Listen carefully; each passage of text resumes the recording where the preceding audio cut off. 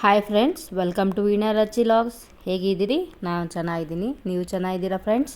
ಇವತ್ತು ಅವಲಕ್ಕಿ ಚಿತ್ರಾನ್ನ ಮಾಡೋಣ. ಅವಲಕ್ಕಿನ ಫಸ್ಟು ನಾವು ನೀಟಾಗಿ ತೊಳ್ಕೊಂಡು ನಮಗೆ ಎಷ್ಟು ಕ್ವಾಂಟಿಟಿ ಬೇಕೋ ಅಷ್ಟು ನೀಟಾಗಿ ನೆನೆಸ್ಕೋಬೇಕು. ಅದಕ್ಕೆ ಬೇಕಾಗಿರೋ ಐಟಮ್ಸು ನೋಟ್ ಡೌನ್ ಮಾಡ್ಕೊಳ್ಳಿ. ಹಸಿಮೆಣಸಿನ್ಕಾಯಿ, ಕರ್ಬೇವಿನ ಸೊಪ್ಪು, ಕಡಲೆಬೀಜ, ಕಡಲೆಬೇಳೆ, ಅರಿಶಿನ ಪುಡಿ, ನಿಂಬೆಹಣ್ಣು, ಹಸಿ ಕೊಬ್ಬರಿ ಸ್ವಲ್ಪ. ಒಗ್ಗರಣೆ ಮಾಡ್ಕೊಳ್ಳೋಣ. ಒಂದು ಕಡಾಯಿ ಇಡೋಣ, ಎಣ್ಣೆ ಹಾಕೋಣ. ಎಣ್ಣೆ ಸ್ವಲ್ಪ ಕಾದ್ಮೇಲೆ ಸಾಸಿವೆ ಹಾಕಿ ಅದು ಚಿಟಿವರೆಗೂ ಸ್ವಲ್ಪ ಹೊತ್ತು ಬಿಡೋಣ. ಅದಾದಮೇಲೆ ಕಡಲೆಬೇಳೆ, ಕಡಲೆಬೀಜ ಸ್ವಲ್ಪ ಹೊತ್ತು ಒಂದು 5 ಮಿನಿಟ್ಸು ರೋಸ್ಟ್ ಮಾಡ್ಕೊಳ್ಳಿ. ನೀಟಾಗಿ ಅದು ಸ್ವಲ್ಪ ಫ್ರೈ ಆಗಬೇಕಲ್ವ, ಹಸಿ ಇರುತ್ತೆ. ಸ್ವಲ್ಪ ಒಂದು 5 ನಿಮಿಷ ಅಷ್ಟು ನೀಟಾಗಿ ಫ್ರೈ ಮಾಡ್ಕೊಳ್ಳಿ.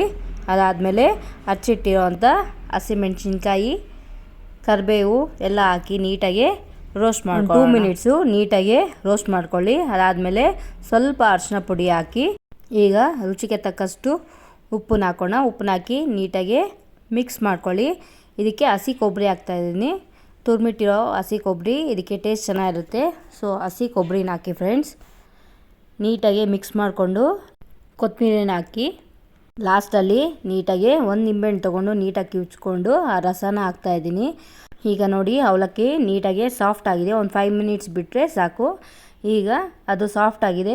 ಅದನ್ನು ತೊಗೊಂಡು ನೀಟಾಗಿ ಮಿಕ್ಸ್ ಮಾಡಿಕೊಂಡ್ರೆ ನಮಗೆ ಅವಲಕ್ಕಿ ಚಿತ್ರಾನ್ನ ರೆಡಿ ಆಗುತ್ತೆ. ನೀವು ಒಂದ್ಸಲಿ ಟ್ರೈ ಮಾಡಿ ಹೇಗೆ ಬಂತು ಅಂದ್ಬಿಟ್ಟು ಕಮೆಂಟ್ ಬಾಕ್ಸಲ್ಲಿ ಮೆನ್ಷನ್ ಮಾಡಿ ಫ್ರೆಂಡ್ಸ್. ನಮ್ಮ ಚಾನಲ್ನ ಇನ್ನೂ ಸಬ್ಸ್ಕ್ರೈಬ್ ಮಾಡಿಲ್ಲ ಅಂದರೆ ವೀಣಾ ರಚಿ ಲಾಗ್ಸ್ನ ಸಬ್ಸ್ಕ್ರೈಬ್ ಮಾಡಿ. Bye friends.